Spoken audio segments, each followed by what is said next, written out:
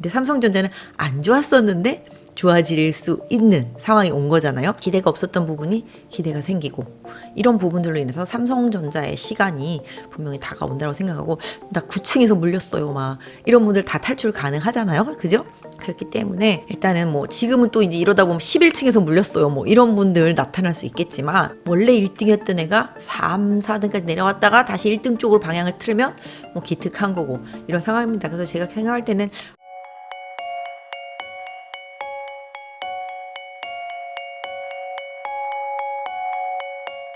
안녕하세요. 저는 유한타증권 박진희 부장입니다. 여기 부익남TV에는 오늘 처음 나오게 됐는데요. 제가 여러분들께 어떤 좋은 정보를 드릴지 많이 고민이 되는데요. 뭐 부족할 수 있겠습니다만은 좋은 시간 만들어 보도록 하겠습니다.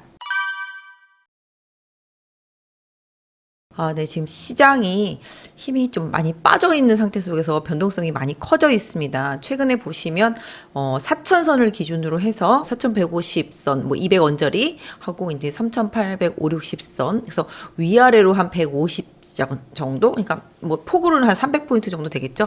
그렇게 계속 변동성은 좀 많이 생겼어요. 근데 힘이 많이 빠졌다라는 느낌을 갖게 되는 가장 큰 원인은 외국인들의 자금이 계속 좀 유출되고 있는 상태 속에서 기관에 좀 집중력이 있는 종목들 위주로만 종목들이 좀 변동성이 많이 생겼기 때문에 개인 투자자분들이 계속 새롭게 진입하는 과정 속에서 개인 집중되는 종목 내지는 이제 코스닥의 변동성이 큰 종목과 섹터들, 이런 쪽들의 좀 변동성이 많이 커졌습니다. 특히 이제 지수 관련주들은 상방 쪽으로 강하게 이동하기보다는 뭐 이슈나 잠깐 이렇게 뭐 미국 시장이 오르거나 빠지거나 이거에 따라서 좀 변동성이 좀 생기면서 지수가 계속 변동성을 보이고, 그 박스 안에 갇혀 있는 상황 속에서 종목이 뭐 최근에 보신다면 뭐 제약바이오 섹터주들 워낙 좀 좋았었고, 그 외에도 뭐 여러 가지 좀 뉴스에 따라서 종목군들이 좀 빠르게 이리 갔다 저리 갔다 뭐 하는 모습들이 나오면서 변동성이 좀 많이 커진 모습이에요. 그래서 그런 장이 약간 바닥선에서도 나올 수가 있고 고점에서도 나올 수가 있거든요. 그게 이렇게 고점 징후라고도 볼 수 있고, 바닥에서 나왔을 때는 바닥 징후라고 볼 수 있는데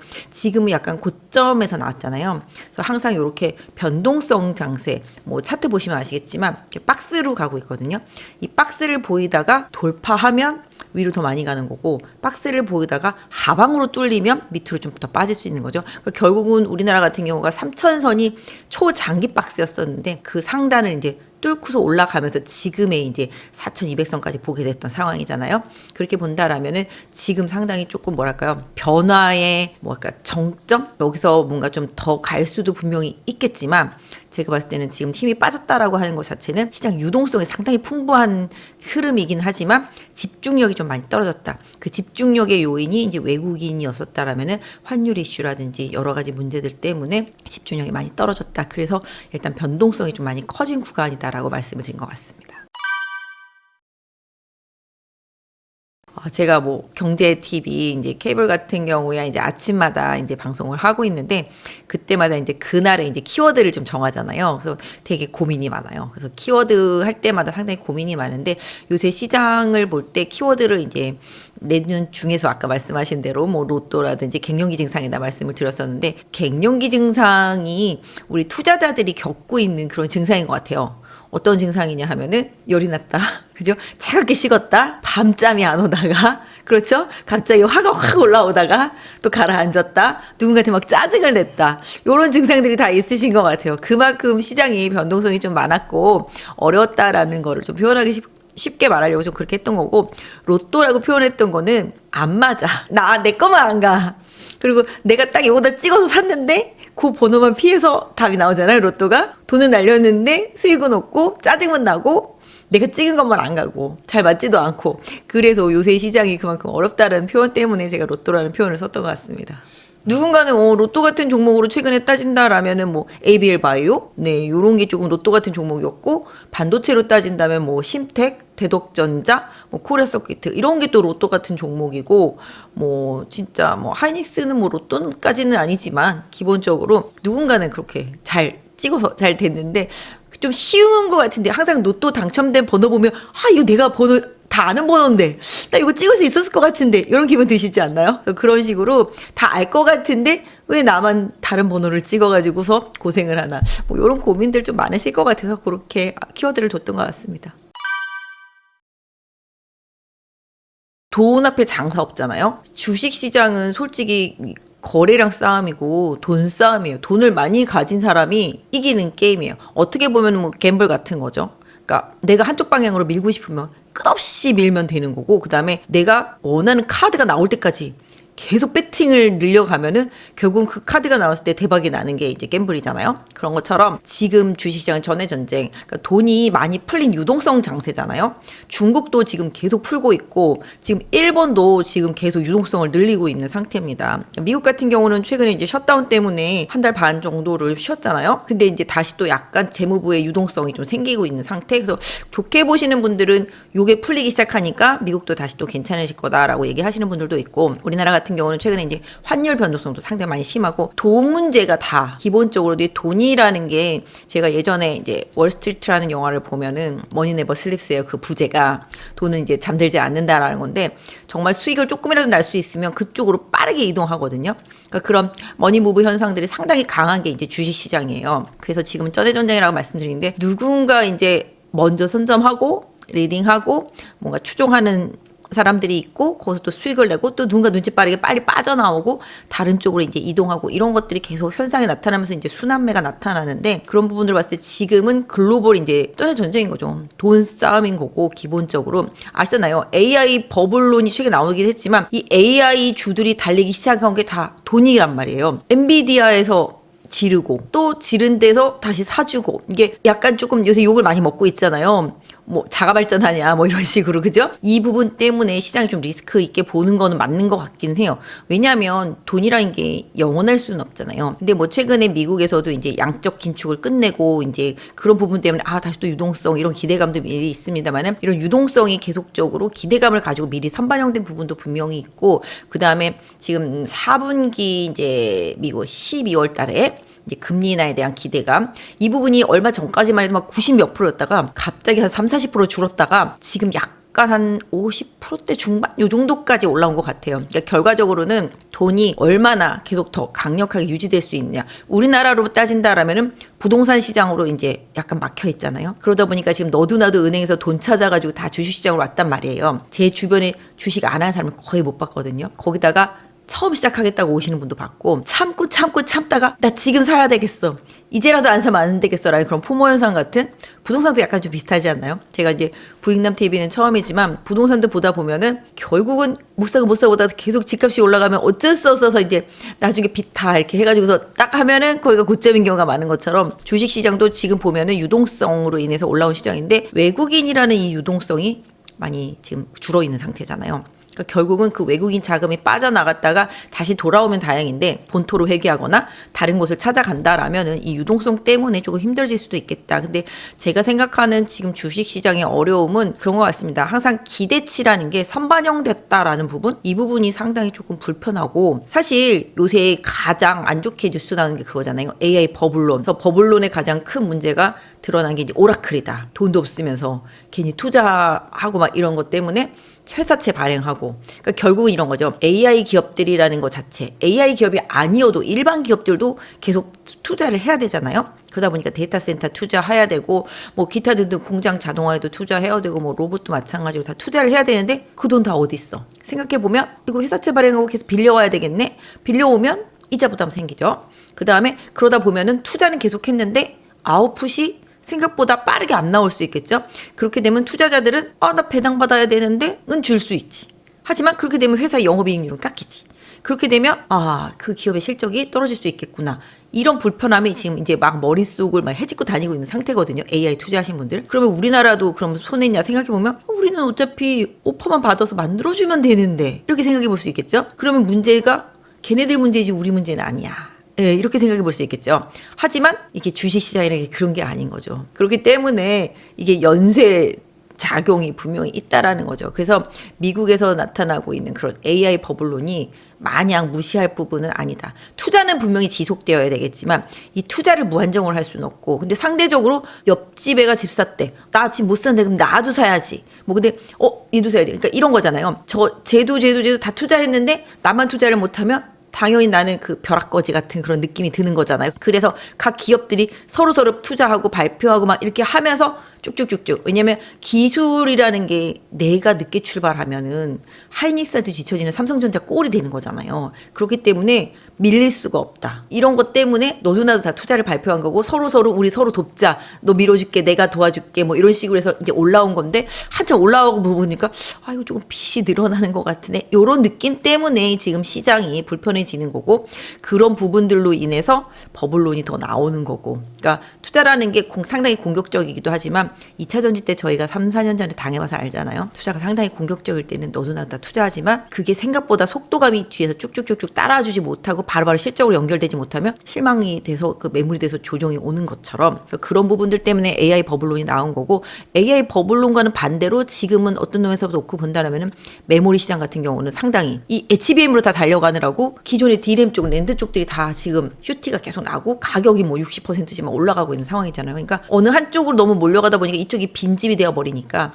이쪽에서 지금 다 급등이 나오고 있는 것처럼 시장이랑 항상 좀 약간 양이 있으면 음이 있고 막 이런 상황인 것 같아요. 그래서 AI 버블론을 경계는 분명히 할 필요가 있겠지만 그런 부분들로 인해서 시장 전체를 나쁘게 보지는 않습니다만은 그럼에도 불구하고 지금의 시장 대장이 무너진다라면은 그 대장이 무너지는 걸로 인해서 시장 분위기 전체는 조금 깨질 수 있겠다. 이런 부분들 좀 고려하실 필요는 있겠다. 그래서 내일 새벽에 엔비디아 실적 발표될 때 그거가 상당히 좀 중요하다. 왜냐하면 실적이 잘 나왔을 때 반응도가 되게 중요해요. 잘 나왔는데 와 이럴 수도 있겠지만 잘 나왔는데 앞으로 더 잘 나올까? 뭐 이런 고민을 할 수도 있잖아요. 그러니까 시장의 컨센도 중요하겠습니다만은 그래서 요번에 AI 버블론의 종결자는 이제 엔비디아 실적 발표다. 그 실적 발표하고 난 이후에 시장의 반응 이 부분이 상당히 좀 중요하겠다. 오늘 보니까 NC소프트가 아이온 발표하자마자 완전 급락하더라고요. 저는 사실 게임 잘 모르는데 그 게임 기대감이 있다고 분명히 애널들은 말했는데 오픈하자마자 정말 이건 나이아 가라 폭포수 저리 가라로 빠지더라고요. 보니까 항상 뭐 게임주 투자는 패턴이 있습니다. 게임 발표하기 며칠 전에 이미 팔아야 된다 뭐 이게 패턴이 있긴 한데 엔비디아도 약간 그런 느낌으로 실적 발표하기 전에 미리 한번 정리했다가 실적 발표하는 거 보고 다시 하자 뭐 요런 뉘앙스로 빠지고 최근에 그랬던 것 같아요. 그래서 결론적으로 이 AI 버블론에 종지부를 찍을 사람은 엔비디아 뿐이다 라고 생각을 하고 있고요. 일단은 뭐 버블론은 분명히 좀 경계해야 될 부분이고 그 버블론의 핵심이 뭐 마냥 터무니없지는 않다. 아까 말씀드린 대로 돈은 무궁무진하지 않다. 요 부분이 아마 핵심인 것 같아요. 주식시장이라는 게 항상 경계해야 될 부분들이 많이 있죠. 약간 시장을 너무 맹신하는 거, 그다음에 항상 본인 스스로가 감당할 수 있는 정도만 투자하는 거 이런 부분입니다. 여기 부동산 쪽이니까 한번 말씀드리면 집값이 빠져도 내가 감내할 수 있으면 견디면 사이클 돌아오잖아요. 근데 이자 부담을 과하게 짊어지면 집이 10억짜리인데 내 시드는 3억밖에 없는데 7억을 대출받았어. 이게 그 뒤에 이제 뭐 여러 가지 금리가 오르거나 기타 등등 뭐가 생기면 나중에 강제 청산당할 상황이 되는 거잖아요. 그러니까 주식도 마찬가지인 것 같아요. 주식도 신용을 무리하게 투자를 하면 이게 조금만 빠지면 강제 청산당할 위기가 오는 거죠. 항상 주식시장의 바닥은 그 강제 청산 당하고 난 다음에 또 이제 시체들이 질비했을 때 들어오시는 분들이 수익을 되게 많이 나는 것처럼 항상 주식시장을 대할 때 뭐랄까요? 주도주 섹터가 올라탈 때는 늦게 타지 말고 빨리 타야 되는데 그러면 그 빨리 타는 걸 어떻게 빨리 타? 이렇게 생각하실 수도 있잖아요. 좀 공부를 하긴 해야죠. 그리고 시장 돌아가는 판세를 좀 잘 읽어야 되고 그래서 주식을 투자하실 때 너무 그냥 아무 준비 없이 투자를 해야 되는 시기도 분명히 있어요. 왜냐하면 이렇게 유동성이 풍부할 때는 아무렇게나 막 투자해도 막 올라가니까 그리고 물려도 다시 올라오니까 그런데 시장이 지금처럼 이제 변동성 커지고 유동성이 어느 정도 좀 제한이 생기고 주가 자체가 많이 올라가기 때문에 이제 기업들의 실적과 그다음에 컨센과 주가의 위치 이런 걸 비교해봤을 때 과도하다라는 생각이 드는 종목들이 분명히 생기잖아요. 그랬을 때는 그걸 좀 약간 변별할 수 있는 그런 조금 지혜도 좀 필요하겠다. 그래서 지금 외국인들의 행보를 보면 아시겠지만 삼성전자나 뭐 하이닉스 같은 그런 대형주들 이거는 어쩔 수 없이 파는 거겠죠. 지수랑 연동을 하니까 이런 쪽을 팔면서 그동안 망가졌던 이제 뭐 내수 소비주들이라든지 가치주, 그러니까 전통적인 경기 방어주 같은 뭐 제약바이오라든지 그 다음에 절대적으로 주가가 거의 뭐 북밸류 언저리에 있는 그런 종목들 이런 식으로 이동을 한다라는 거죠. 그러니까 기본적으로 과도한 건 팔고 많이 낙폭이 컸던 것들은 좀 채워넣으면서 어느 정도 시장의 균형을 찾아가는 수급이 항상 주식시장에 있습니다. 그래서 뭐 반도체가 사이클 산업이라고는 하지만 다른 섹터주들도 뭔가 기회가 계속 돌아오는 것들이 있거든요. 그래서 좀 미리미리 준비를 하시고 투자자분들도 항상 그런 거 있잖아요. 있잖아요. 자발적인 장기 투자가 아니라 비자발적 장기 투자가 엄청 많잖아요. 수익은 짧게, 손실은 길게. 네, 그렇기 때문에 그런 걸 좀 피하려면 내가 이 주식을 샀을 때 어느 시점에서 목표가를 정해놓고 하는 거지만 내가 생각한 지지 라인이 깨지면 정말 기계적으로 칼처럼 팔아야지. 주식과 뭐 결혼하지 말란 얘기도 있잖아요. 연애만 하고 냉정하게 좀 시장이 분위기가 좀 바뀌었을 때는 손실이 나더라도 팔아야 될 땐 좀 팔아야 된다. 왜냐면 손실이라면 난 죽어도 안 팔아. 이러시는 분들이 있거든요. 그러면 안 돼요. 왜냐하면 내가 지금 100만 원을 손절했지만 나는 200만 원 더 싸게 살 자신이 있다. 라고 생각한다면 손절을 해야 됩니다. 그래서 항상 현금 비중도 일정 부분 유지하시고 그 다음에 항상 좀 분할 매수하는 원칙, 뭔가 몰빵 이런 거 하면 안 되고 분할 매수하는 원칙, 내가 이 정도면 적정하다라는 가격에서 매수하고 시장 변동성 때문에 한 번 더, 두 번 더 빠지는 시점이 온다라면은 과감하게 매수할 수 있는 그런 배팅력도 필요하지만 그만큼 그 산업이 앞으로 우하향하는 산업이 아니라 우사향하는 산업이고 시장의 주도력을 갖고 있는 산업이어야지만 그게 맞는 거거든요. 그래서 일단은 주도주 매매를 주로 하시는 게 좋고 시장에서 외국인이나 기관이 선호하는 종목들을 매매하시는 게 좋고 남들이 다 아는 좋은 종목을 매매하는 게 좋고 나만 아는 좋은 종목은 나만 아는 거거든요. 유동성 장세라고 해도 돈이 아무리 많다고 해도 나만 좋다고 생각하는 종목은 필요가 없어요. 남들이 다 좋다고 생각하는 종목을 사야지만 오르는 거잖아요. 강남의 아파트도 남들이 다 좋다고 생각해서 오르는 거잖아요. 나만 좋아서 살 거면은 저기 지방에 가서 살아도 되잖아요.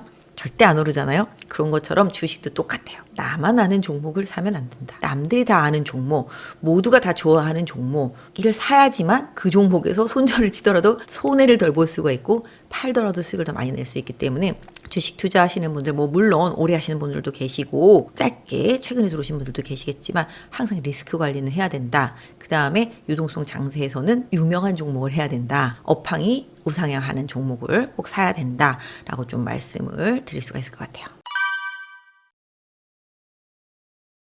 저는 최근에 그게 맞다라고 생각해요. 제가 유동성 장세라고 말씀드렸잖아요. 그리고 영원한 종목은 없잖아요.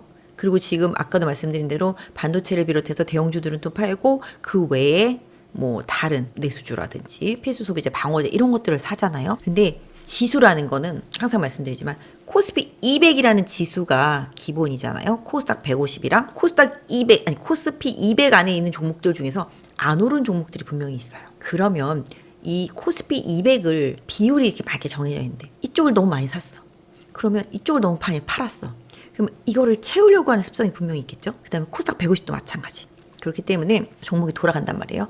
하이닉스, 삼성전자 빠지면 당연히 주가가 빠지죠. 둘이 합쳐도 비중이 60% 가까이 되니까 견인력이. 그렇게 되면 다른 종목은 아무리 사도 주가가 안 올라가죠. 하지만 방어는 어느 정도 할 수 있죠. 근데 만약에 내가 어느 종목에 꽂혀서 샀어. 근데 지수는 올라가는데 그 종목은 죽어도 안 가는 수가 생기죠. 그렇기 때문에 저는 지금은 약간 지수 매매를 하는 것도 나쁘지가 않다. 지수가 바닥을 찍었을 때는 지수 플레이를 해서 확 끌고 올라가면 수익률이 절대적이잖아요. 지수 바닥에서 코스피 200, 코덱스 200 레버리지 이런 거 샀으면 한 3배? 그죠? 그 다음에 지금 코스닥에 바이오들이 최근에 많이 올랐잖아요. 코스닥 150의 상단에는 바이오 주식들이 되게 많거든요. 그러면 코스닥 150 레버리지. 그럼 수익률 좋고 아니면은 바이오 섹터를 담고 있는 ETF. 요새 장세가 ETF 장세라고 그러잖아요. 왜냐하면 그 ETF가 돈이 들어오니까 계속 그 종목들을 사고 그 ETF 안에 들어있는 종목들이 시장을 주도하고 그러니까 내가 종목을 잘 못 고르겠다. 그러면 시장을 주도하는 게 만약에 반도체다. 그러면 반도체 ETF를 사면 좀 편안하겠죠?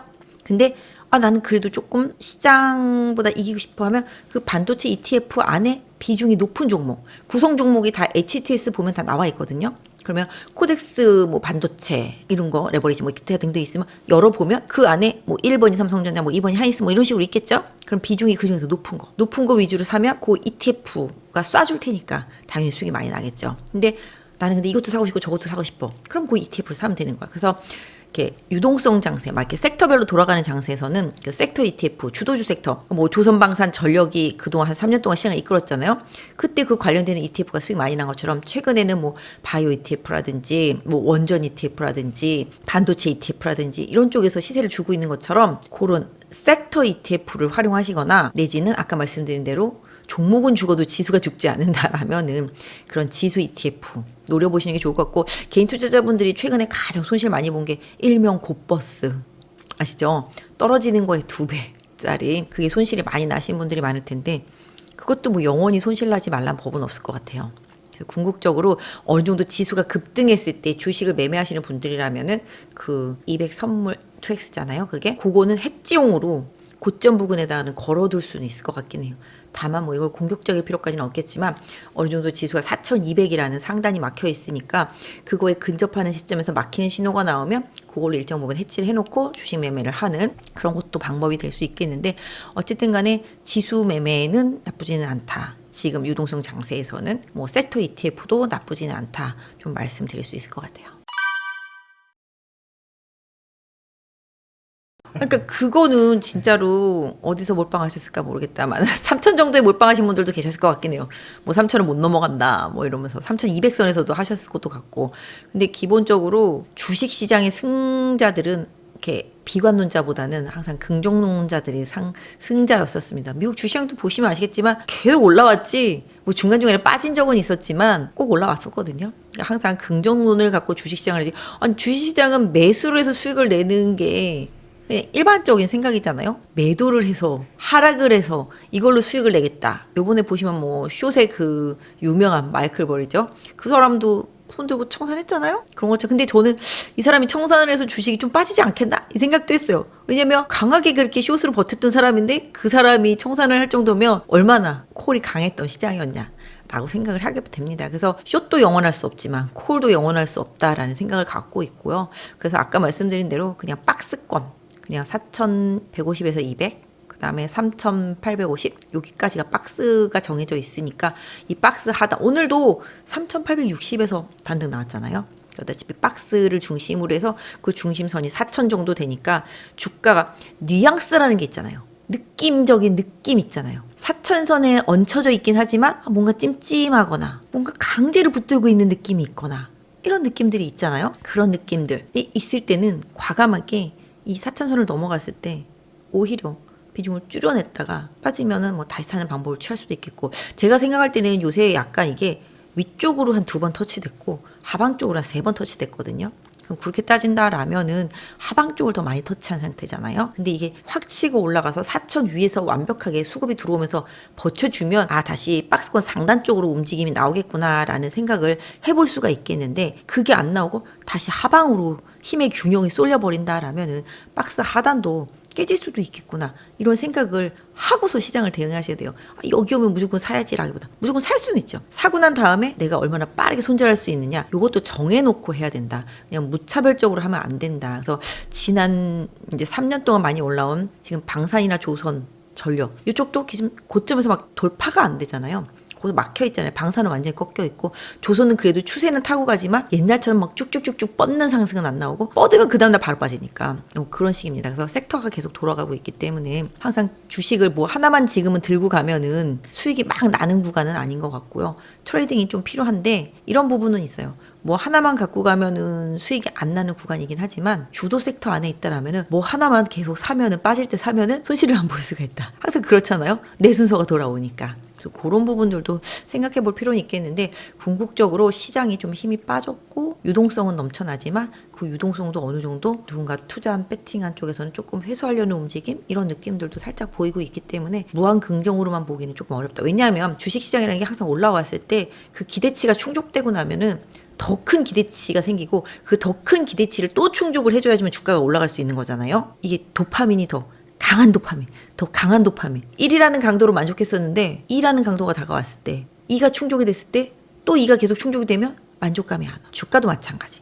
그 기업이 실적을 보여줬을 때 와 좋아했어요. 만약에 A라는 기업이 1분기에 1,000억을 벌었어. 와 너무 좋아, 미쳤어. 2분기에 1,500억을 벌었어. 와 너무 좋아. 3분기에 1,200억을 벌었어. 2,000억을 벌어야 되는데? 이런 생각 할 수 있잖아요. 그러니까 그런 느낌. 주식시장도 계속 실적이 우상향하는 종목들을 당연히 선택할 수밖에 없고, 제가 봤을 땐 지금은 약간 유동성 장세에서 실적 장세로 넘어가는 실적 장세는 당연히 실적이 계속 우상향하고 목표 주가를 계속 비트해 주면서 목표 주가를 계속 상향시켜 줄 수 있는 기업들이 계속 우상향을 보여줄 수 있다고 보는데, 그런 부분들은 계속 실적을 통해서 만족을 시켜줘야 되는 거니까 그런 부분들을 좀 계속 확인해 보실 필요가 있겠고, 그래서 상대적으로 실적 기대치가 하나도 없고 바닥에 널브러져 있었던 그런 기업들이 최근에 턴어라운딩으로 계속 올라오고 있잖아요. 그런 게 이제 화학이랑 최근에 좀 2차전지 ESS 쪽들이랑 뭐 정유 쪽들도 그렇고요. 그다음에 의류주들도 그렇고, 이런 것들, 백화점. 그래서 그런 식으로 뭔가 기대치가 바닥인 종목들인데, 원래 기대치가 없는 종목들은 조금만 좋아져도 환호하게 돼 있거든요. 나 이 회사 적자날 줄 알았는데 10원 흑자 났대. 그럼 와! 이렇게 되는 거 아니겠습니까? 그런 식으로 약간 턴어라운딩 기업 좀 찾아보는, 그동안 약간 중대형주 위주의 시장이었다라면은 앞으로는 뭐 중형급들 내지는 중소형급에서도 좀 확실한 실적이 있는 그런 기업들, 또 기관 선호 종목들, 외국인은 좀 발을 빼고 있지만 연기금은 거의 지금 막 시장을 방어하는데 지금 필사적이거든요. 그런 과정 속에서 연기금이 좀 선택하는 종목들, 기관이 선택하는 종목들 좀 잘 선별해서 투자하신다면, 뭐 시장이 안 좋아도 어느 계속 박스만 유지된다라면은 수익은 좀 날 수 있다. 다만 이제 하락 추세가 어느 정도 좀 이어지면 너도 나도 다 힘든 거니까 그런 부분들은 좀 참고해 보시면 좋을 것 같아요.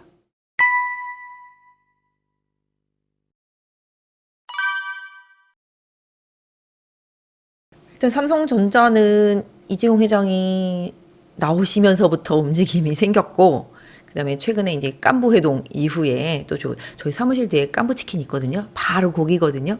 맨날 그 앞으로 이게 다녔었는데 그날 난리도 아니었다고 그러더라고요. 보니까 깐부 회동 이후에 좀 더 좋아지고 그렇게 되었는데, 저는 좀 그런 생각을 해봐요. 하이닉스가 그동안 잘 나갈 수 있었던 거니. 저는 항상 손님들한테도 말하고 방송에 가서 말하지만, 반도체가 잘 갈 때는 삼성전자가 아니야. 하이닉스만 사야 돼. 하이닉스는 반도체만 하잖아.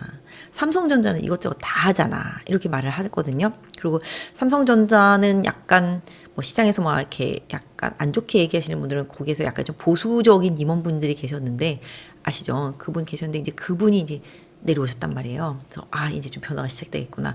시장에서 좀 생각하시는 부분들이 좀 있고, 근데 일단은 삼성전자는 이제 이재용 회장의 그런 법적인 리스크 때문에 투자가 많이 지연됐고, 그걸 총괄해 주시는 분이 더 보수적이었기 때문에 하이닉스가 치고 나가는 동안 너무 뒤쳐져 있었거든요. 근데 항상 보면 그런 것 같아요.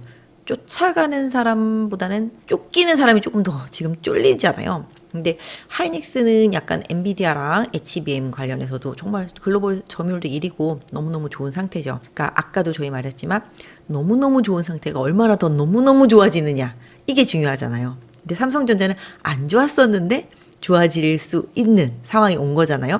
그렇게 따지면 아까 미리 말한 것처럼 기대가 없었던 부분이 기대가 생기고, 이런 부분들로 인해서 삼성전자의 시간이 분명히 다가온다고 생각하고, 사실 뭐 지수 영향력으로 따지면 삼성전자, 하이닉스 둘 다 지수의 영향이 강하고, 이 두 종목은 실적이라든지 기타 등등으로 인해서 주가가 부러지기보다는 수급적인 이슈, 글로벌 경기 상황이라든지 여러 가지 변동성, 이런 부분들 때문에 주가가 하락을 하면 하락을 했지, 기업적인 요인보다는 항상 그렇습니다. 주가가 올라가는 게 유동성으로 올라올 때는 그냥 쭉쭉쭉쭉 시가총액 상위 종목만 사니까 주가가 많이 올라오는데, 뭐 그 핵심이 반도체고 AI고 뭐 그랬기 때문에 더 많이 부각이 됐었는데, 제가 생각할 때는 삼성전자 좀 힘들었던 시간을 조금 뒤로 하고, 사실 예전에 한 3년 전에 나 9층에서 물렸어요 막 이런 분들 다 탈출 가능하잖아요. 그죠?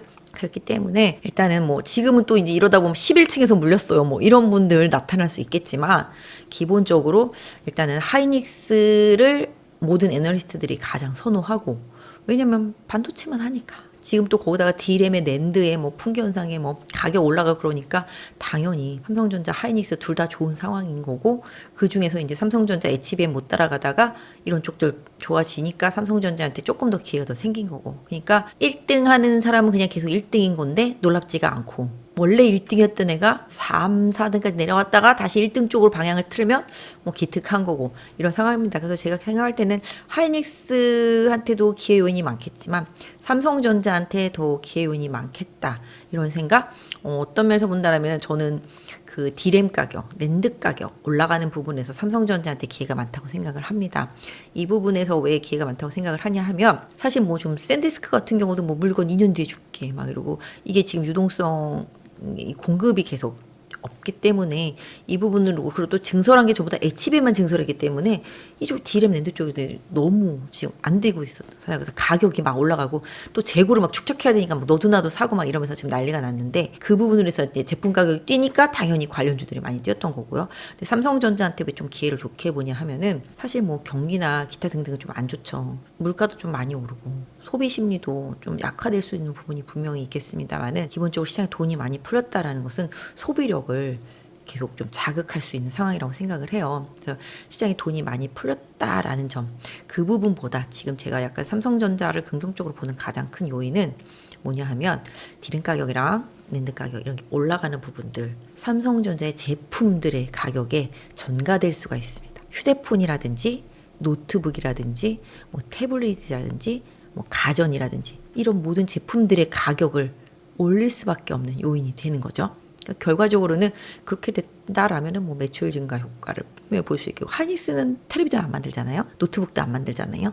그러면 그냥 반도체만 열심히 팔아야 되는 거잖아요. 근데 삼성전자는 반도체도 당연히 잘 팔고 있지만 HBM 따라가고 있고 그 외에 이제 디램이나 랜드 가격이 오르면서 다른 뭐 노트북, 휴대폰, 기타 등등등등 가격이 오를 수 있으니 이 부분으로 인한 효과 부분들이 내년에 좀 더 반영이 되지 않을까. 그래서 이런 부분들이 좀 긍정적이다라는 생각? 그리고 또 삼성전자는 또 자체에서 해결이 또 가능하잖아요. 그런 부분들 생각해 보면 삼성전자는 이재용의 시간이 이제 계속 좀 이어질 수 있겠고, 어저께 같은 경우도 뭐 레인보우 로보틱스 막 급등했었듯이 삼성과 이제 엔비디아랑 이제 로보틱스 관련한 그런 부분들, 협업하는 부분들, 이런 부분들. 그러니까 궁극적으로 젠순왕도 삼성전자도 필요하고 하이닉스도 필요하겠지만 기본적으로 삼성전자를 여기저기서 좀 필요로 하는 쪽들도 많이 있다. 사실 마이크론 대비하면 우리나라 하이닉스나 삼성전자가 많이 싼 건 맞거든요. 마이크론 대비해서 삼성 하이닉스 같은 경우는 좀 어떤 면에서 보면은 뭐 가치가 한 퍼로 봤을 때는 한 3분의 1 이 정도밖에 안 되니까 결국 우리나라 기업들이 싼 거는 맞아요.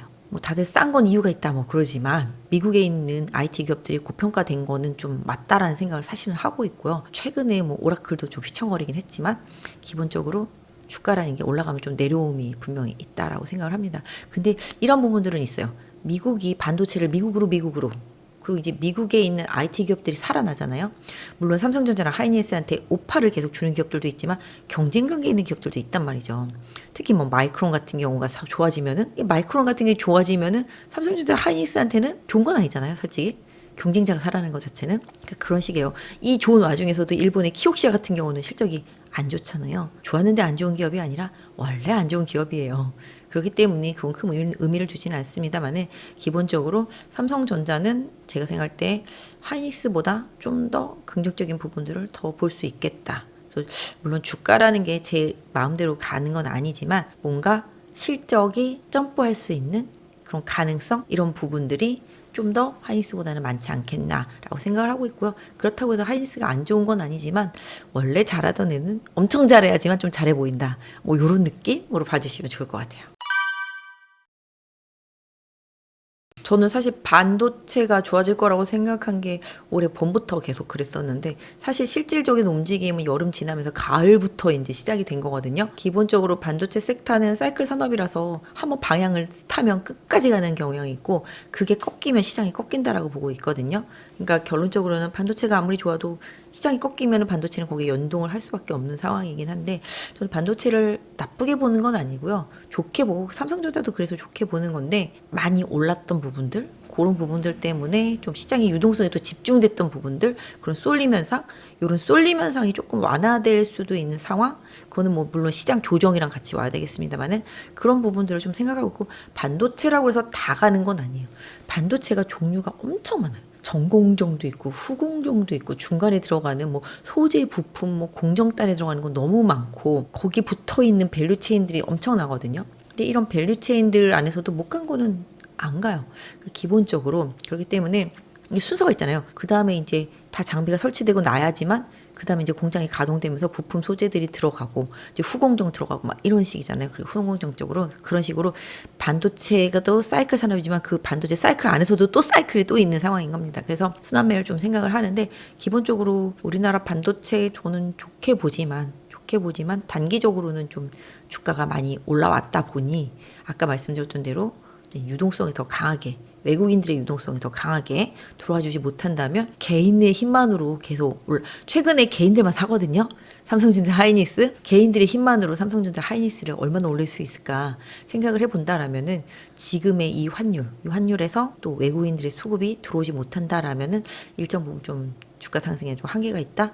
뭐 이런 생각을 갖고 말씀을 드린 부분이고, 상대적으로 실적이라든지 모든 면에 있어서는 나쁘지는 않겠지만 시장의 문제인 거죠. 시장의 문제, 유동성의 문제, 이런 부분들이라고 좀 보고 있고요. 삼성전자를 비롯해서 반도체 섹터 나쁘지는 않으나 너무 이제 데이터 센터 AI 열풍으로, 예전엔 저는 작년 재작년에 제가 다른 유튜브 출연하는 거 보시면 아시겠지만 그때도 저는 AI고 로봇이고 뭐든지 간에 그 핵심은 반도체이기 때문에 반도체 분명히 간다라고 계속 말씀드렸고, AI 산업도 분명히 간다, 로봇도 분명히 간다, 원전도 간다, 전기 부족하다, 미국의 송배전 시설 전력 같은 거 다 지금 몇십 년 돼가지고 갈아치워야 되기 때문에 이거 간다 계속 말씀을 드려왔거든요. 그게 작년 가을이에요. 작년 가을.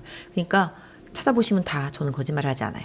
그래서 미리미리 그 산업을 좀 말씀드렸지만 기본적으로 반도체가 9월 달부터 좀 강하게 올랐죠. 9월 달부터 강하게 올랐지만 알고 보면 길게 뽑아보면 몇 년 됐다. 왜냐면 올라오다가 푹 꺼졌다가 다시 올라온 거지 여기가 시작은 아니다. 이런 생각이거든요. 그래서 기본적으로 약간 상대적으로 뭐 무슨 전력이나 방산이나 조선보다는 좀 더 갈 시간적인 기간은 좀 있겠지만 결론적으로 좀 시장이 힘들어지고 돈이 좀 떨어지면 쉬어갈 수도 있는 상황이다. 그리고 시장 좀 점유율이 많이 커졌기 때문에 사실 미국도 마찬가지잖아요. 뭐 지수 몇 개 종목만 오르면 다 오르는 거잖아요. 그런 것처럼 삼성전자 하이닉스의 힘이 커진 만큼 당연히 지수 지배력도 커져 있고 그런 부분들 때문에 수급이 들어오고 빠짐에 있어서 그 두 종목의 역할이 강하기 때문에 그런 상승의 탄력도 이런 부분들은 좀 고민하고 있긴 하지만 반도체 산업 자체는 사실은 저는 좀 영원하다 생각하는데, 반도체는 항상 증설이 완료되면 저는 투자를 안 해요. 증설을 하겠다, 증설을 한다, 그랬을 때 투자를 해서 증설이 완료됐다, 이제 제품을 생산한다, 그럼 저는 투자를 하지 않거든요. 왜냐하면 그때부터 공급량이 늘어나기 때문에 제품 가격이 빠지기 시작하는 거거든요. 뭐든지 증설한다, 이 기업이 너무 주가가 많이 올랐는데 너무 잘 돼가지고서 증설을 한다더라, 주가가 많이 올라와 있을 때 증설을 한다더라, 그러면 거기가 항상 고점인 케이스들이 많아요. 그리고 그게 완료되고 나면은 보통 3년 정도 공장 다 하고 하면 증설이 완료되고 나면 주가 엄청 빠져 있어요. 왜냐하면 화학도 지금 그래서 빠져 있는 거거든요.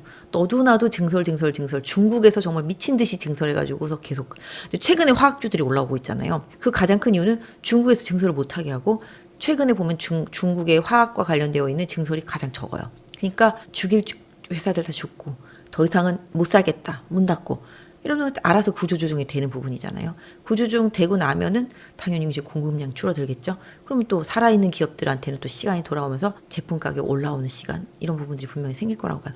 우리나라도 지금 여천 NCC 뭐 이런 데 다 너무 힘들어요. 다 힘든 상황이고 계속 구조조정도 하고 있는 상황이기 때문에 힘든데, 항상 주식이라는 건 구조조정한다, 회사에서 직원을 자른다, 이런 소리 할 때 사는 거고, 미국 기업들 기술주들 IT 기업들 다 감원한다 그러면서 주가 많이 올랐어요. 그 전에 몇 년 전부터도, 몇 년 전에 아니라 올해 초부터 그랬던 거고, 증설한다 할 때 항상 고점이다.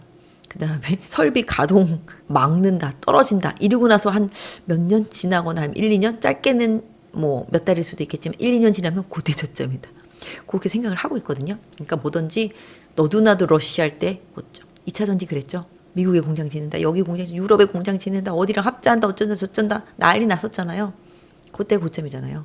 이제는 뭐 유럽에 있는 2차 전지 공장 다 망했네, 그죠? 난리 나고 뭐 어쨌든 간에 그랬습니다만은 2차 전지도 뭐 그래서 바닥이라고 생각하는 부분이 지금은 또 있어요. 그래서 미국 시장에서 이제 공장이 돌아가기 시작하니까, 내년부터 돌아가기 시작하면 이제 거기에 물량 들어가고 배터리 나올 거고, 그러면 지금 중국을 미국이 계속 견제해주고 있기 때문에 중국 제품은 비싸지고 우리나라 상대적으로 싸지고, 유럽 회사들이 배터리 다 망했단 말이에요. 그러면 또 우리나라가 가서 거기 유럽 내에서 점유율을 넓히고, 이렇게 따지면 우리나라 배터리 업체들한테도 기회라고 생각하고, 이게 또 AI의 연장선이라고 생각해요. 데이터 센터 ESS 관련해서 본다라면은. 그렇기 때문에 뭐 부동산 투자하시는 분들도 다들 아시겠지만 저는 항상 그래요. 몽사 이게 뭔가 부동산 이게 막고 정부가 규제를 하고 대출 안 해주고 미분양 나고 난리가 났을 때, 금리가 너무 높고 이랬을 때 항상 사야 되는 거예요. 그래야 나중에 금리가 떨어지기 시작하고 미분양이 줄어들면서 나중에 또 올라가고. 왜냐하면 공급량을 너무 늘려놨다가 그런 비용들이 많이 들잖아요. 재건축을 해야 되는 그런 건설업체들은 돈이 안 남아요. 안 지어요. 안 지으면 어떻게 되겠어요? 나중에 물량이 없잖아요. 그럼 그때 또 자연스럽게 부동산이 올라가는 거예요. 지금 3년 전에 못 짓게 하고 안 짓고 이랬던 게 지금 효과가 나타나는 거잖아요. 근데 지금은 왜 또 못 지어?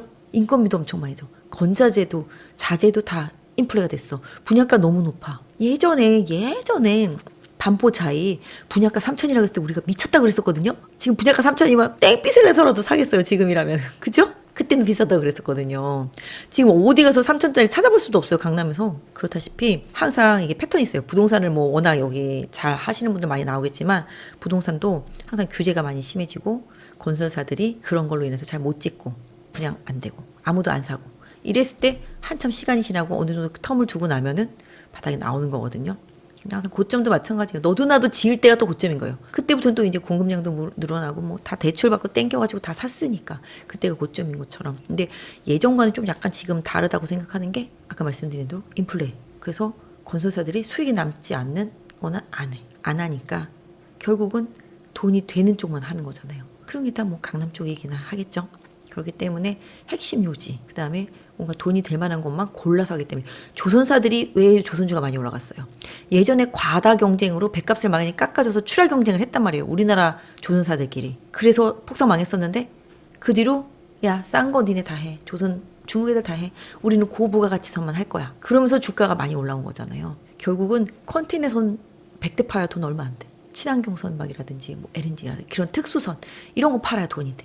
돈이 남는 거 위주로 기업들은 선택을 바꾼단 말이에요. 부동산도 그래서 지금 강세인 거잖아요. 그런 것처럼 주식도 마찬가지. 그래서 기본적으로 아까 말씀드린 대로 증설 러시 할 때는 약간 좀 조심을 해야 된다. 그리고 감산한다 어쩐다. 삼성전자 감산한다 얘기 나왔을 때 그때 바닥을 찍은 거예요.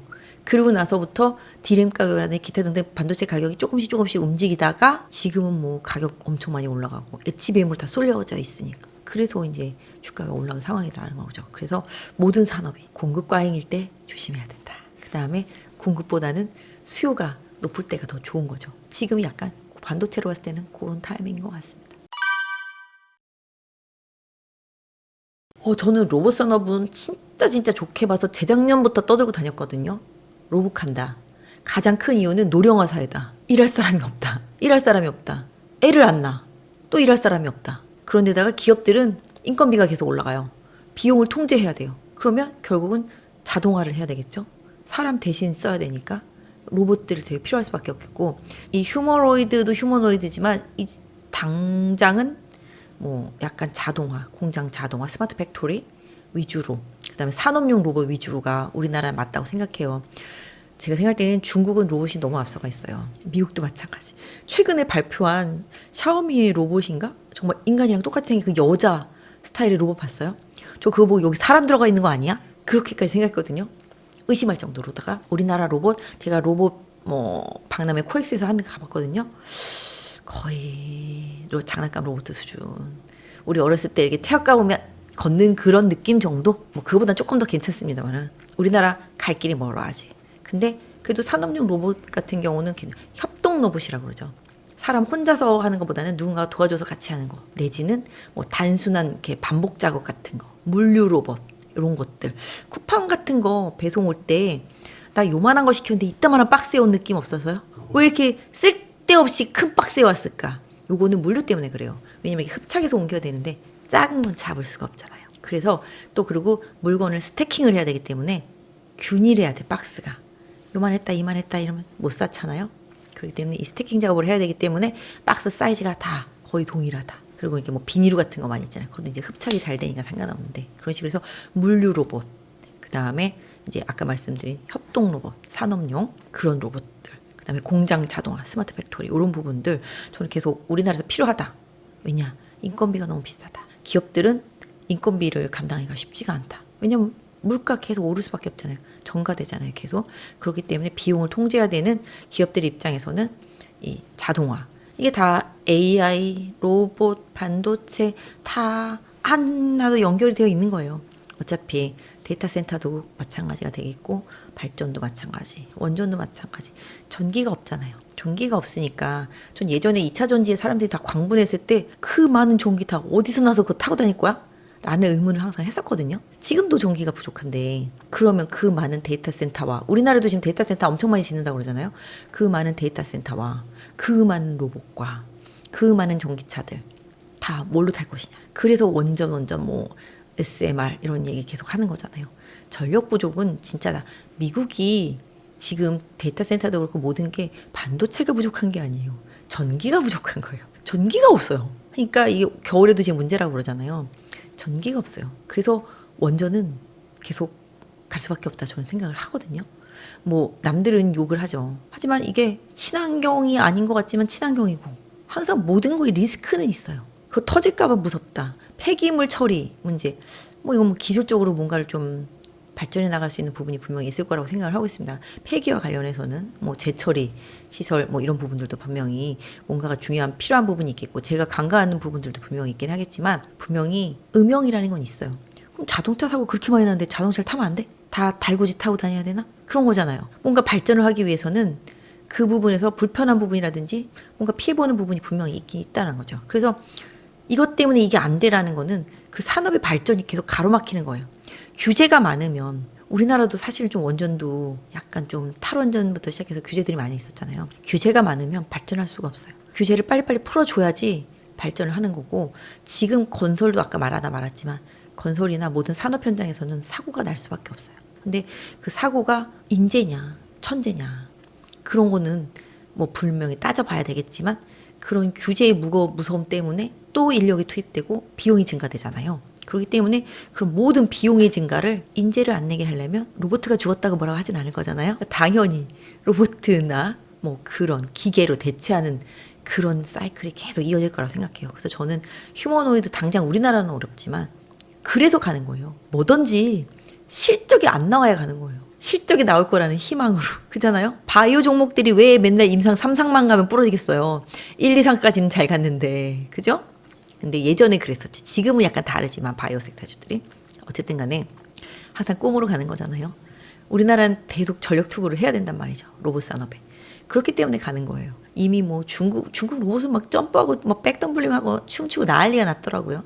근데 저는 사실 진짜 경주 그 에이펙 회담에서 그 로봇계 춤추는 거 보고 어찌나 좀 불쌍해 보이던지. 거기서 뭐 진짜 댄스하고 있는 로봇이 있었으면 얼마나 좋았겠냐라는 생각을 했어요. 근데 어쨌든 간에 그만큼 기술이 좀 많이 더 앞으로 필요하다라는 측면에서 본다라면은 로봇에 대한 투자는 계속 이어져야 되겠고 그래서 뭐 나라에서도 그걸 아니까 계속 투자를 하겠다는 거잖아요. AI 로봇. 그래서 저는 로봇과 AI는 어쩔 수 없는 숙명이고 해야 된다라고 생각을 해요. 그래서 로봇 산업은 앞으로도 저는 되게 좋게 보고 근데 그 일면이 휴머노이드가 상당히 중요하고 마지막 종착역이라고 생각을 하지만 우리나라는 아직까지는 뭐 산업용 로봇들, 협동 로봇들, 그다음에 물류 로봇들 이런 쪽 중심으로 계속적으로 앞으로는 좀 좋아질 거라 생각해요. 그래서 뭐 두산 로보틱스도 무겁지만 그다음에 뭐 최근에 로봇 너무 많이 갔잖아요.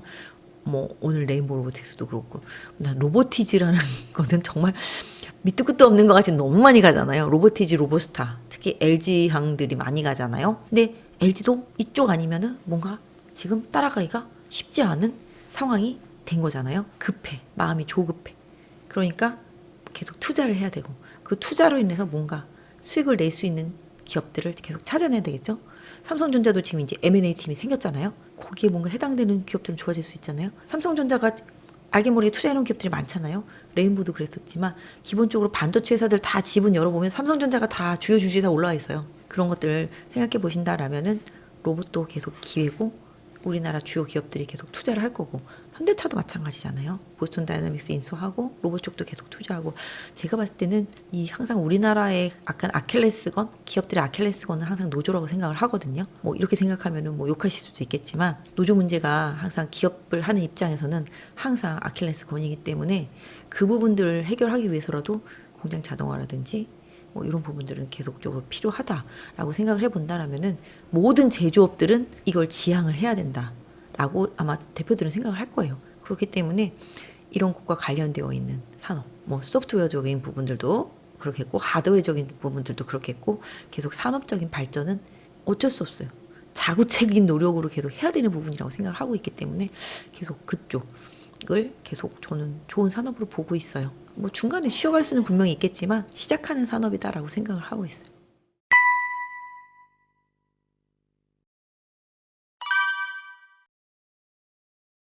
아까도 말씀드렸지만 유동성 장세에서 이제 실적 장세 넘어간다고 말씀드렸죠. 그리고 시장은 영원히 하나만 예뻐하진 않아요. 얘도 예뻐하고 쟤도 예뻐하고 얘 조금 더 예뻐할 수도 있고 그 얘를 조금 더 예뻐하는 시간이 길 수도 있지만 저 구석에 처박혀 있는 애도 어느 순간은 꺼내가지고 야 좀 일로 와라 뭐 이렇게 하거든요. 그거는 아까 말씀드린 대로 코스피 200이나 코스닥 150 그거에 맞아요. 왜냐하면은 그 안에 있는 종목들은 끄집어 올려줄 수밖에 없으니까 지수의 방향성으로 그런 부분들. 그 다음에 시장이 어느 순간은 성장주를 막 사랑하지만 금리가 더 이상 하락하지 않을 것 같거나 그랬을 때는 다시 또 본연의 자세로 돌아오는 게 실적이거든요. 그 다음에 이 기업이 실제 가치보다 얼마나 싼가를 찾게 돼요. 얼마나 비싼가도 찾게 되지만 얼마나 싼가도 찾게 돼요. 저희가 보통 말하는 이제 뭐 PBR이라든지 뭐 이런 부분들 많이 활용을 하지만 그게 뭐 0점대 있는 종목들 같은 경우는 지금 주식을 사도 만약에 0.5다. 그럼 내가 이 주식을 지금 한 주 샀을 때 이 회사가 망하면 난 2배로 버는 거잖아요.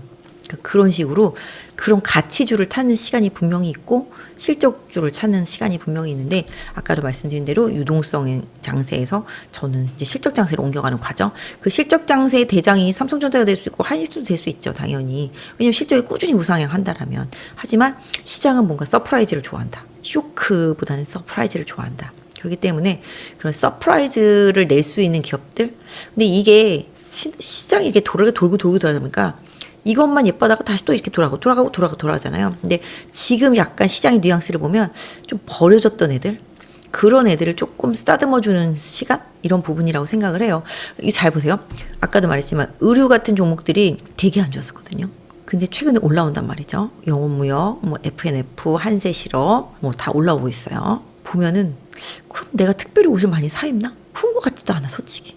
환율 효과가 분명히 있겠죠. 환율이 어마어마하게 올랐으니까 다 수출주들이니까 만약에 중국인들이 많이 와서 옷을 사가면 뭐 F&F 같은 종목들은 옛날에 뭐 다 줄 서가지고 뭐 MLB 줄 서고 뭐 다 이랬었으니까 그걸 다시 기억할 수도 분명히 있겠고 그러니까 이게 그 기업들이 좋아지는 실적의 이면을 보면 제가 봤을 때는 많이 구조조정도 했고 비용 절감하기 위한 노력도 많이 했을 거라고 생각을 해요. 그리고 실적도 바닥을 쳤고 그러니까 결국은 살을 빼고 나니 조금씩 좋아 보이는 그런 부분들이 생긴 거라고 생각을 하거든요. 또 이것만 예뻐하다 보니까 얘도 좀 괜찮아 보이는 이런 느낌. 근데 실적이 약간 턴하는 기업들 중에서 보면은 저는 요새 약간 초점을 어디에다 맞추냐 하면은 중국 때문에 폭삭 망했던 기업들.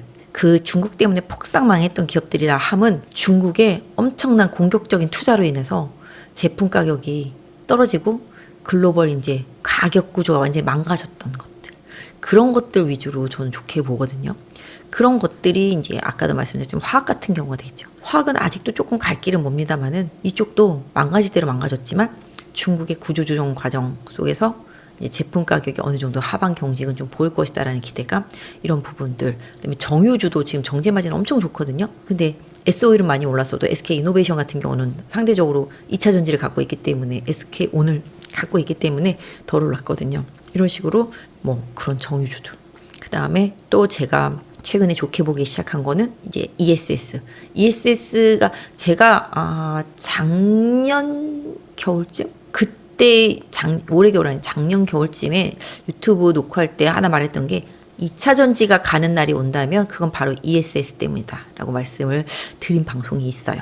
왜냐하면 이 ESS는 지금 AI에 연동을 하죠. 그 다음에 결과적으로는 이게 에너지를 저장하는 데 있어서 배터리가 자동차보다는 이 ESS에 더 많이 들어가요. 근데 사실 지금 중국에서는 LFP, 리튬 인산철 배터리, 우리나라는 그동안 뭐 삼원계, 뭐 MCM 뭐 이런 식으로 NCM 뭐 이래서 뭐 망간, 코발트 뭐 그죠? 니켈 뭐 이런 식으로 있었는데 하이니켈계들이 많이 이게 비싸잖아요. 근데 중국에서 LFP 배터리를 가지고 뭐 길이도 엄청나게 가고 근데 이게 좀 구조적으로 덜 터지고 이거보다는 안정감을 갖고 에너지 밀도가 낮기 때문에 근데 그것도 어느 정도 많이 보완을 해서 충분히 이제 우리나라에서 만들었던 그런 삼원계 배터리보다 훨씬 더 좋아졌던 상황 때문에 또 우리나라 배터리 업체들 다 이거 만들 거야 그러잖아요. 이제는 이게 이제 거의 주력을 잡아가고 있는 상태인데 지금 보시면 탄산 리튬 가격이 매일 올라요. 엄청 올라요. 반도체 디램 가격 60% 오른 만큼 탄산 리튬 가격도 60% 올랐어요. 사람들이 반응을 잠깐 하다 말아. 그러면 사실 리튬 관련주들은 사실은 이것도 고점이 어디서 났어요? 우리나라 저기 어디에다가 새만금인가? 나도 리튬 공장 지을 거야 막 난리 났었잖아요. 그리고 어디 광산 가가지고서 계약을 했어. 나도 여기 리튬 광산 계약을 했어. 뭐 K 뭐 회사는 사기도 쳐가지고서 뭐 난리도 나고 그랬었잖아요. 기본적으로 그런 것도 다 이제 정리가 좀 됐고 이제 리튬 가격이 오르기 시작하는 부분들 내년에도 풍기 현상 많이 부족할 거라고 중국에서는 계속 얘기를 하고 제가 봤을 땐 그럴 것 같긴 해요.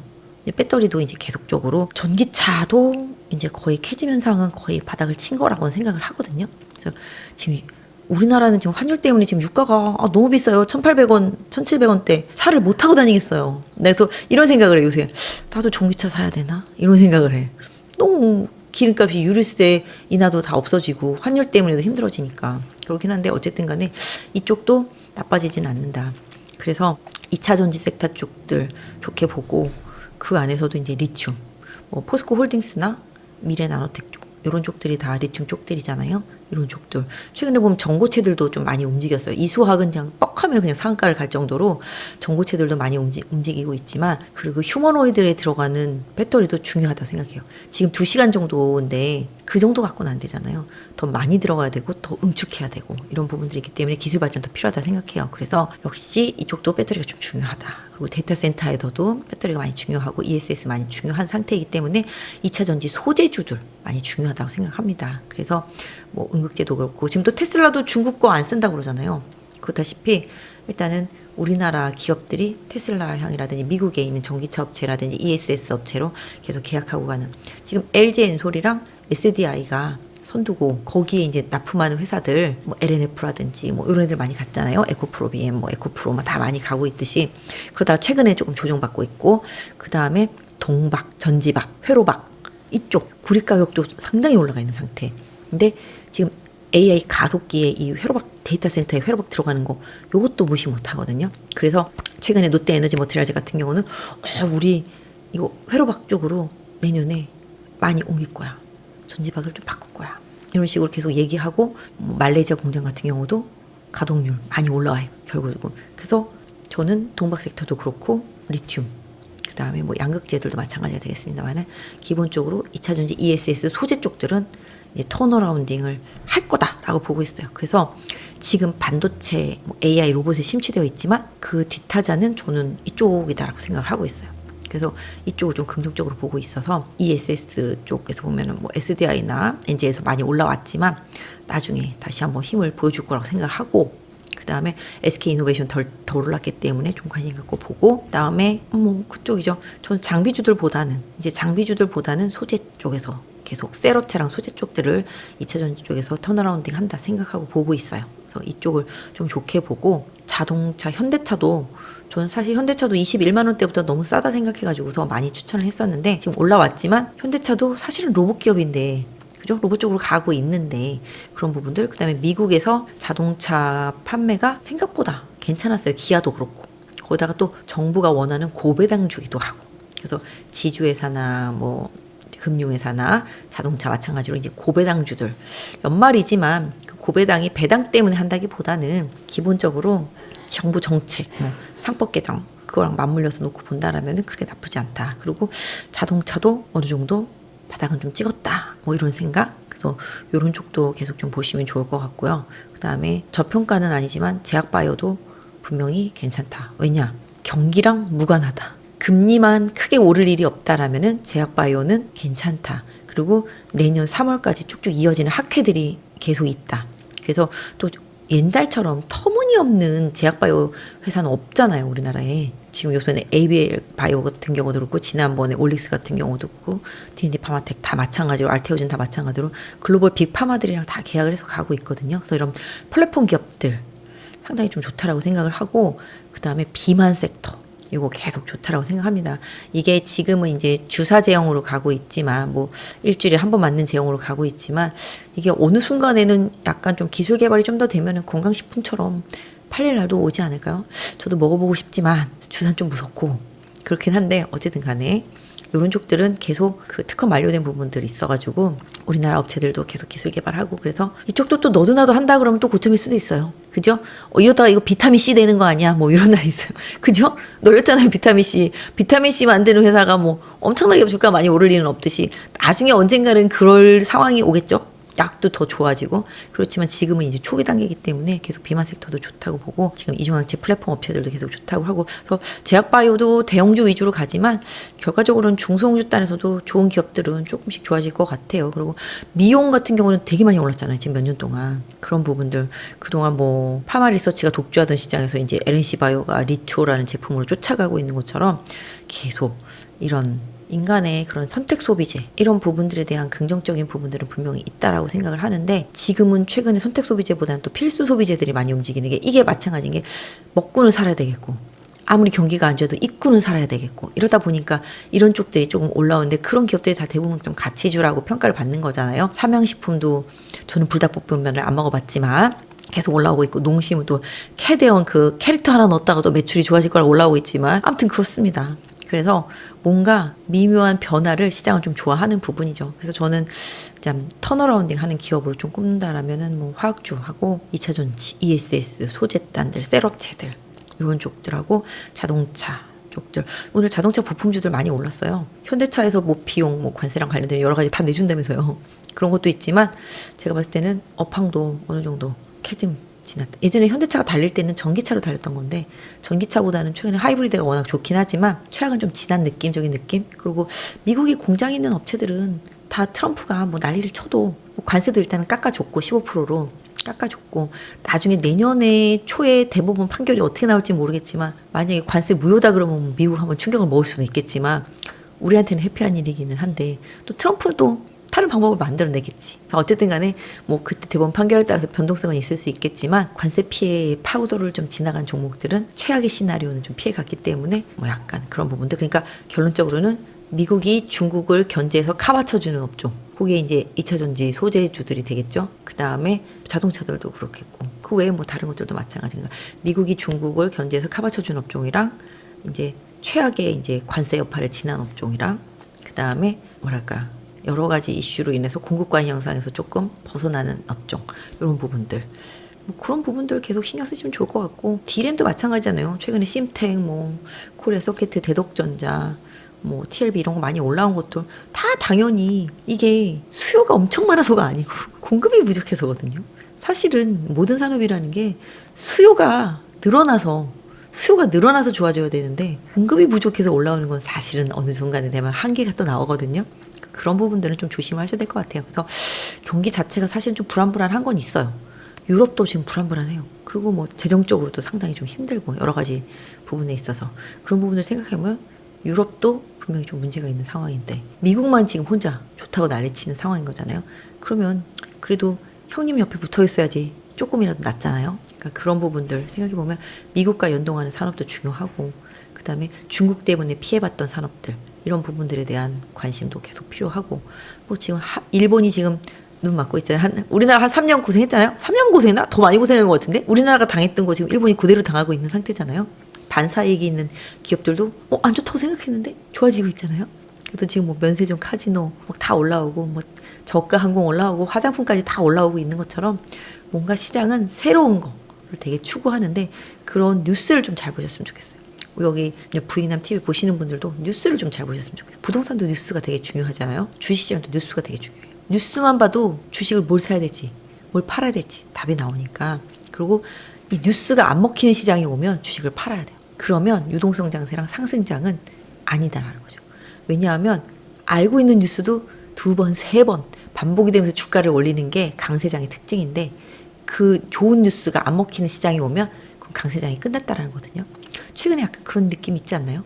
호재가 계속 나오는데 주가가 안 올라가는 느낌? 악재가 계속 나와도 주가가 안 빠지는 시점이 되면 그 종목이 바닥인 것처럼 호재가 계속 나오는데도 주가가 더 이상 올라가지 못하면 그 종목은 쉬어야 될 때라고 생각을 하시고 종목을 선별하시면 좋을 것 같아요. 그래서 제가 생각할 때는 지금 턴어라운드인 기업들 아까 말씀드렸죠. 중국의 과잉 생산으로 해서 피해봤던 섹터들, 그 다음에 최근에 제품 가격이 올라가는데도 반도체 때문에 못 올라가고 또 올라가다 말고 지금 빠졌던 2차전 ESS하고 뭐 소재주들 이런 부분들 다 턴어라운드 가능하다고 생각하고 화학업 정도 그렇게 생각을 하고요. 그 외에는 뭐 필수 소비재, 방어주, 가치주들은 뭐 시장이 원하는 거에 맞춰서 기업들 실적 좋은 기업들은 워낙 많이 싸니까 선별해서 개별적으로 올라갈 거라고 생각해요. 그쪽은 어느 한쪽 우르르라기보다는 오늘 뭐 수산물 업체들 많이 오른 게 중국이 일본 수산물 수입 안 한다더라 그러니까 우르르 이런 건 단기 테마라고 보시면 좋을 것 같고, 업황 자체가 얼마나 방향성을 타주느냐 이런 게 내가 투자를 했을 때 얼마나 수익을 길게 가져갈 수 있냐를 결정 지으니까 좀 약간 지금은 이제 뭐 물론 금리 때문에 성장주 기술주들 많이 올랐고 유동성 때문에 많이 올랐지만 그 유동성에 이제 어느 정도 한계가 생기는 시점이 온다라면은 다시 또 시장은 가치주라든지 실적이 꾸준한 기업들 쪽으로 시선을 보낼 수밖에 없으니까 그런 부분들을 좀 챙겨서 미리미리 좀 종목을 골라 놓으시면 좋을 것 같습니다. 투자라는 거는 항상 남들보다 한 발 빨랐을 때 그럴 때 해야지 효과가 더 좋은 것 같아요. 옛날에 박명수 그 개그맨 박명수가 그러시더라고요. 늦었다고 생각하면 늦은 거라고. 근데 뭐 제가 생각할 땐 주식시장은 영원히 돌고 도는 거기 때문에 늦었다라는 건 개념이 없어요. 어느 한쪽 섹터에 늦을 수는 있겠지만 내가 그 다음 순서, 지하철도 계속 뺑뺑이 돌잖아요. 다음 차가 떠나잖아요. 앞차가 가면 뒤차가 오고 뒤차 놓치면 또 다음 타가 오는 듯이 그 다음 순서 사이클만 잘 타면은 문제가 없다라고 생각을 합니다. 그래서 시장은 약간 조금 기운이 떨어졌다라는 개인적인 생각을 하고 있어서 뭐 단기적으로는 약간 좀 현금 비중도 늘려서 좀 보고 있거든요. 그래서 약간 현금 비중을 조금 어느 정도 유지하시고 지수만 또 무한적으로 가지는 않으니까 아까 말씀드린 대로 4,200에서 밑으로는 뭐 3,850 요 사이 박스권이라고 생각하신다라면은 그 박스권 대응을 하시고 오르면 팔고 내리면 사고 이게 되게 단순한 논리거든요. 약간 좀 투자도 원칙을 좀 세우셔서 하셨으면 좋을 것 같아요. 왜냐하면 내가 삼성전자가 좋아. 그러면 이 정도 가격이 왔어. 그리고 업황도 바닥을 쳤어. 여러 가지 뉴스를 보니까 좋아질 것 같아. 50% 사. 좀 조정이 와? 그럼 좀 더 사. 근데 내가 원하는 방향이 아니야. 그러면 샀던 부분을 일부 팔아. 다시 방향 잡아. 다시 투입해. 이런 약간 기회비용을 상실하더라도 어느 하나를 찍으면 그 종목을 집중적으로 매매하다 보면 그 종목에 대해서는 선수가 되거든요. 저 아는 분 중에서 돈 많이 버신 분은 5종목만 갖고 돌려가면서 매매. 그럼 그 종목에 대해서는 선수잖아요. 제 주변에서 또 돈 많이 버신 분이 있는데 정치 테마주만 갖고 해. 선거는 계속 돌아오잖아요. 다른 건 아무것도 안 해. 그 사이클에 맞춰서 연구해. 뭐든지 연구하는 게 중요하다는 거죠. 모든 산업은 한올만 파면 돈이 돼요. 진짜로. 저 아는 분들 중에서 삼성전자 3년 전에 물려서 빠질 때마다 계속 사신 분들이 있거든요. 지금 수익 최고예요. 그러니까 이게 1년 12달로 봤을 때 손실이 11개월 나다가 마지막 한 달에서 수익이 엄청나게 나는 종목이 있고 11개월 동안 수익 내다가 마지막 한 달 동안 다 깨먹는 상황이 될 수도 있어요. 그러니까 팔지 않으면 내 돈 아니잖아요. 그죠? 팔아야지만 내 돈인 거잖아요. 그렇듯이 항상 수익이 나면 어느 정도 수익을 잘 지켜낼 수 있는 능력도 되게 중요하고 그냥 무조건 방송만 보고 주식 사고 팔고 이러지 마시고 좀 공부도 좀 하시고 좀 여러 가지 뉴스, 신문도 많이 읽으시고 요새는 뭐 정보가 너무 잘 나와 있잖아요. 제가 보는 정보가 개인 투자자분들이 저는 정보랑 거의 다 비슷해요. 뭐 텔레그램이라든지 뭐 인터넷이라든지 다 마찬가지로 뭐 레포트도 마찬가지고 옛날에는 정보의 비대칭이 있었다고 하지만 지금은 정보의 비대칭이 거의 없어요. 속도의 차이는 물론 있을 수 있겠지만 그렇기 때문에 내가 만약에 반도체가 좋다, AI가 좋다, 로봇이 좋다 그렇다라면 그 산업에 대해서 핵심 정보를 연구하고 그 부분에 대해서 뭔가 투자가 꺾이는 부분이 있다든지 뭔가 꺾이는 부분이 수급이 빠져나가는 부분이 있는지 이런 부분들을 좀 잘 체크하시면 좋을 것 같아요. 아무리 시장을 잘 읽어도 선택이 중요하다. 그리고 모두가 기피하려고 할 때 과감함, 용감함 이런 게 있어야지만 수익을 번다, 돈을 번다. 이런 부분들. 그리고 아까도 말씀드렸죠. 모두가 증설러시 할 때는 팔 때다. 모두가 감산할 때 그때는 살 때다. 부익남 TV 보시는 분들도 부동산도 그렇고 뭐 주식도 그렇고 뭔가 투자함에 있어서 모두가 좀 흥분해 있을 때 열광이 도가닐 때는 좀 차분하게 시켜줄 필요도 있고 모두가 침체돼 있을 때는 뭔가 내가 선도적으로 나서가지고서 좀 뭔가 투자를 하는 것도 항상 수익에 있어서는 중요하다라는 생각을 합니다. 그래서 지금은 조금 차가워져 있지만 앞으로 냉정함이 있지만 지금 앞으로 또 열정을 찾을 수 있는 그런 섹터들 좀 잘 발굴해서 투자하시면 좋을 것 같습니다.